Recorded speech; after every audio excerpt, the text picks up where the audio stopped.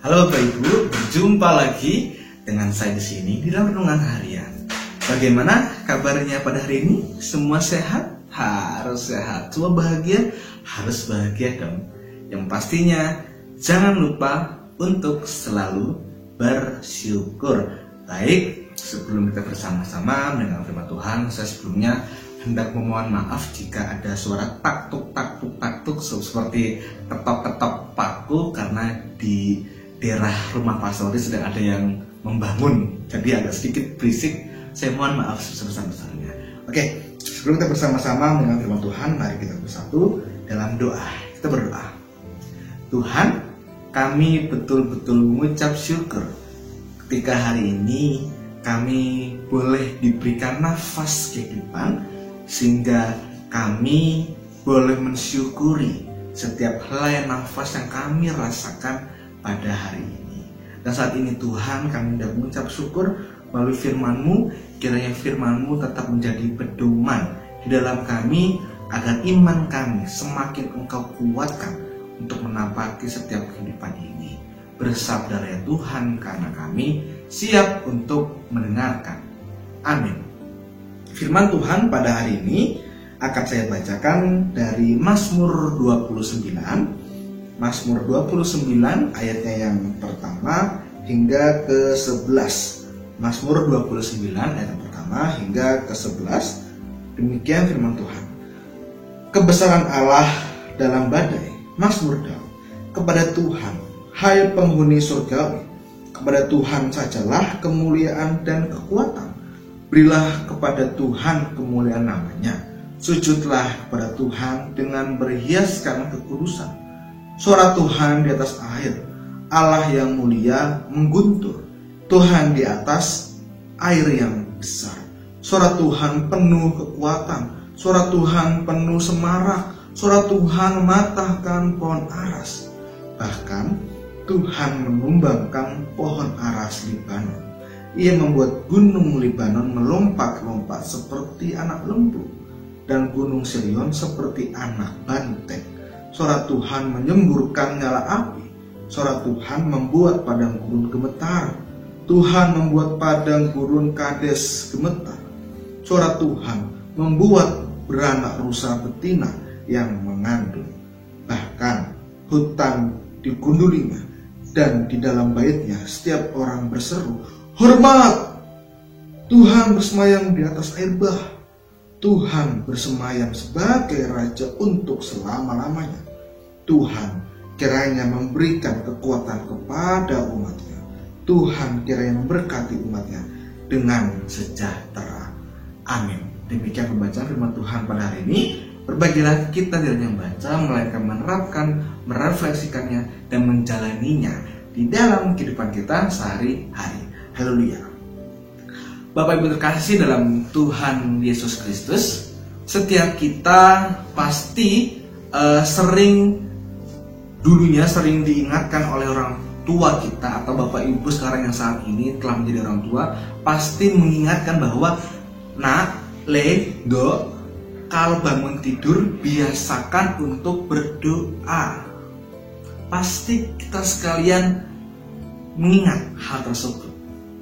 Karena saya pun juga oleh orang tua saya diingatkan untuk seperti itu.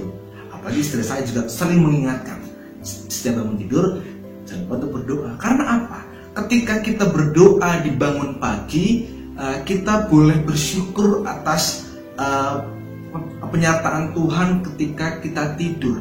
Kita boleh diberikan nafas kehidupan ketika bangun tidur. Kita boleh diberikan kesehatan. Kita boleh diberikan hari yang baru.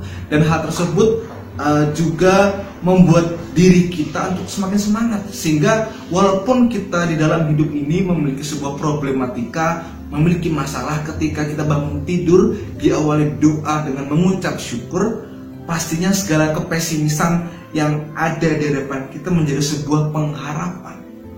Karena berdoa di pagi hari merupakan sebuah ritual atau sebuah hal yang wajib, atau hal yang betul-betul kita pegang teguh agar kehidupan kita di dalam hari tersebut menjadi tenang, menjadi damai. Demikian juga dalam firman Tuhan pada hari ini di Mazmur 29 adalah sebuah wajah kemuliaan Tuhan yang diucapkan sebagai pengakuan bahwa hanya Tuhanlah adalah Raja alam semesta. Tuhan mampu menggoyangkan gunung, Tuhan mampu menggoyangkan ini dan itu, karena sudah jelas di bacaan kita pada hari ini di ayat ketiga hingga di ayat yang ke-9, suara Tuhan penuh kekuatan, suara Tuhan mematahkan pohon aras, suara Tuhan dapat membuat gunung di badan melompat-lompat seperti anak lembu dan sebagainya. Betapa luar biasanya Tuhan. Suara Tuhan, mungkin kalau diibaratkan ketika Tuhan mengatakan A, semua akan bangkit. Ketika Tuhan mengatakan apalagi, semua akan bersuka cita. Itu juga yang hendak kita hendak terapkan dalam firman Tuhan pada hari ini. Ketika kita membuka mata dengan nafas baru, setelah kita boleh merasakan istirahat, kita harus juga mengucap syukur. Kemarin, biarlah kemarin, hari ini harus kita kerjakan, hari besok adalah hari yang harus kita jalani. Dan ini juga kita terapkan. Tuhan adalah Sang Raja, harus kita terapkan dalam hati kita untuk kita mengucap syukur bahwa kita memiliki Tuhan yang begitu dahsyat.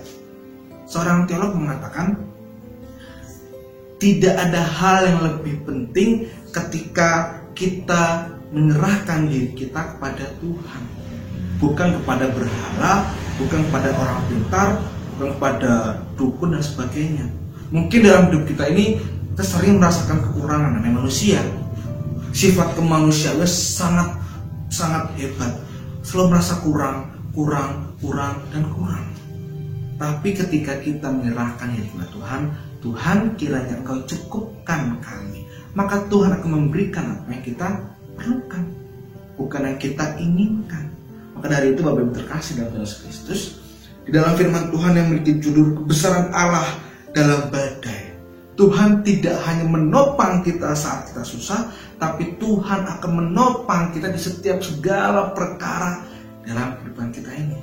Mungkin saat ini kita boleh melewati tahun 2020 dengan terseok-seok, karena di tahun 2020 banyak hal yang luar biasa, hingga di tahun 2021 ini mungkin menimbulkan trauma, menimbulkan sebuah efek pahit, menimbulkan hal-hal yang sudahlah.